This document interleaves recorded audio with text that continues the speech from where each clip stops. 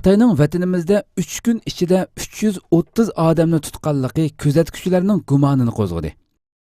9 fevral Dajiyuan to'g'ri bergan xabarda bildirilishicha, Xitoy doiralarining Sharq Turkistonda 3 kun ichida atalmish mushtum zo'rlikni tozalash, rezillikni tugutish shuari bilan 330 kishini tutganligi xalqarodagi kuzatuvchilarning gumonini qo'zg'aganligi bildirildi.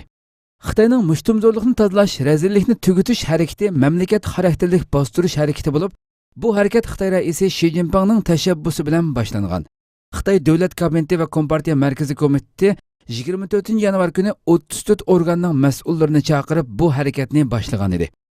Xitoyning vatanimizdagi partikomi 29 yanvar kuni aloqador organlarning mas'ullariga telefon yig'ini chaqirib, mazkur harakatni Sharq Turkiston miqyosida boshlagan edi.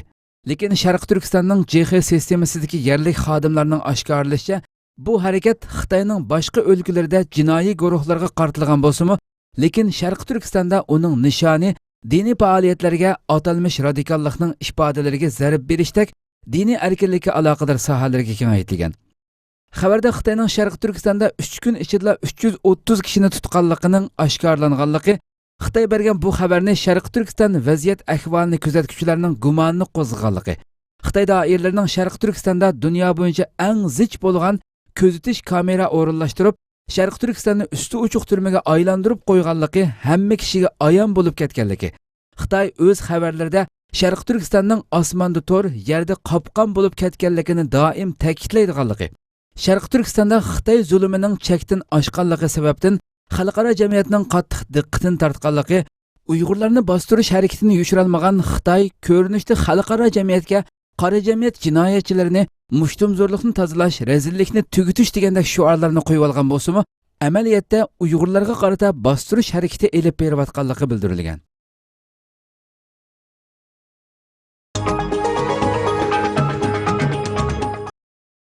Qozog'istondagi Uyg'urlar shahid Muhammad Salih Damollam uchun duo tilovat qildi.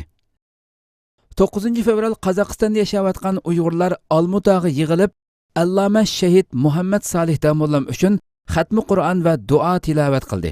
Faoliyatga Olmuta va boshqa rayonlarda yashayotgan pishqadam Uyg'urlar, yurt kattalari, o'lima, qori Qur'onlar bo'lib 1500 atrofida kishi qatnashdi.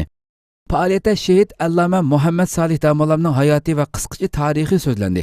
Damollamning hayotida dinga qilgan xolisona xizmatlari, harmay-talmay qilgan ilmiy amgaklari, Qur'oni Karimning hozirgi zamon Uyg'ur til tarjimasini ishlashdagi mahorati, Damollamning Uyg'urlar ichida emas, balki xalqarodagi ta'sirlarimi muayyanlashtirilib, yuqori baholar berildi.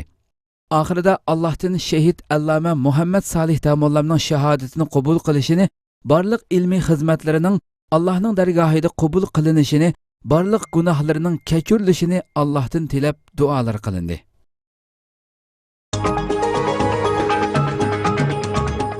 Poytaxt Abdulhamid II filmida Sharq Turkistonning tilga ilinishi Uyg'urlarni suyundirdi. Turkiyada qo'yilayotgan Osmanlı davlatining eng oxirgi podshohi Sultan Abdulhamid II'ning tarixi aks ettirilgan ko'p qismli televiziya teatri Poytaxt Abdulhamid filmining 9 fevral kechdagi 37 bölümida Sultan Abdulhamid II tarafidan Xitoy zulmi ostida ingrayotgan Sharq Turkiston xalqiga qoral avatganligining tilga ilinishi va bu orqali Uyg'ur xalqi bilan Anatoliya turklarining tarixdan buyangi uzilmas rishtining sahnaga elib chiqilishi muhojirat yashayotgan Sharq Turkiston xalqini qattiq suyundirdi. Mazkur film Turkiyaning davlat kanali TRT1 da qo'yilayotgan bo'lib, butun dunyoda musulmonlar eng ko'p ko'radigan filmlarning ichida o'rin olmoqda. Yaqinqi yillarda Xitoy bilan Turkiyaning iqtisod, siyosiy, sayohat, madaniyat qatorliq sohalardagi munosabati quyuqlashib berayotgan bo'lsa-mu, yana bir tarafdan Turkiyaning san'at va film sohasida har xil filmlar va axborot programmalarida Uyg'urlarning hozirgi echinishlik ahvoli davomli kun tartibga kelmoqda.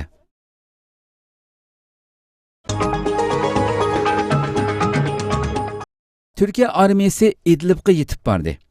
10 fevral Qrim agentligi bergan xabarda bildirilishicha, Turkiya harbiy avtomobillari Turkiya-Suriya chegarasidan o'tib, Idlib Afrin yo'li orqali Idlibdagi jiddiychilikni tugutish uchun Idlibning sharqiy janubiga joylashgan Abu Zuhur nahiyasiga qarashliq Taltukan yezisida baza qurgan. Harbiy avtomobillar o'rinlashgan joydan taxminan 6 kilometr yiroqlikdagi liniyada Bashar Asad qismlari va Iran qo'llayotgan militant guruhlarning borligi bildirildi.